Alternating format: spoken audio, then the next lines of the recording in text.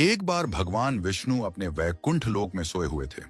स्वप्न में वे क्या देखते हैं कि भगवान शिव प्रेम और आंधा तिरेक से उन्मत्त होकर उनके सामने नृत्य कर रहे हैं।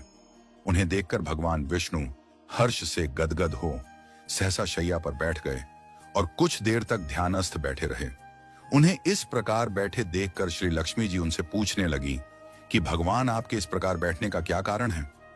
भगवान ने कुछ देर तक प्रश्न का कोई उत्तर न दे आनंद में निमग्न चुपचाप बैठे रहे। अंत में उन्होंने गदगद कंठ से बताया कि अभी अभी स्वप्न में मैंने भगवान श्री महेश्वर का दर्शन किया है। उनकी छवि ऐसी अपूर्व, आनंदमय एवं मनोहर थी कि देखते ही बनती थी। मालूम होता है शंकर ने मुझे स्मरण किया है।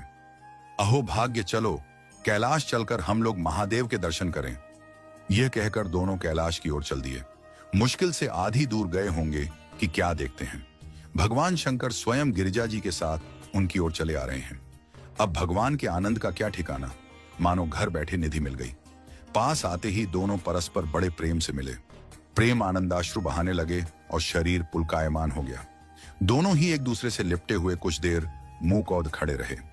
प्रश्नोत्तर होने पर झांत हुआ कि शंकर जी को भी रात्रि में इसी प्रकार का स्वप्न आया था, जिसमें विष्णु भगवान को वे उसी रूप में देख रहे हैं जिस रूप में वे अब उनके सामने हैं खड़े थे। दोनों के स्वप्न वृत्तांत जानने पर दोनों ही एक दूसरे से अपने यहां लिवा ले जाने का आग्रह करने लगे। नारायण कहते वैकुंठ चलो और शंभु कहते कैलाश की ओर प्रस्थान कीजिए।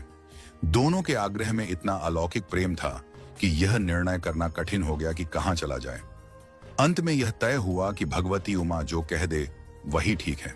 भगवे उमा तो पहले तो कुछ देर चुप रही, अंत में वे दोनों को लक्ष्य करके बोली, हे नाथ, हे नारायण, आप लोगों के निश्चल, अनन्य एवं अलौकिक प्रेम को देखकर तो यही लगता है कि आपके निवास अलग अलग नहीं हैं।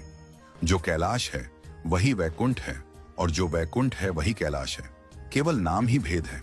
यही नहीं, मुझे तो शरीर देखने में दो हैं, और तो और मुझे तो अब यह स्पष्ट दिखता है कि आपकी भार्याएं भी एक ही हैं, दो नहीं हैं।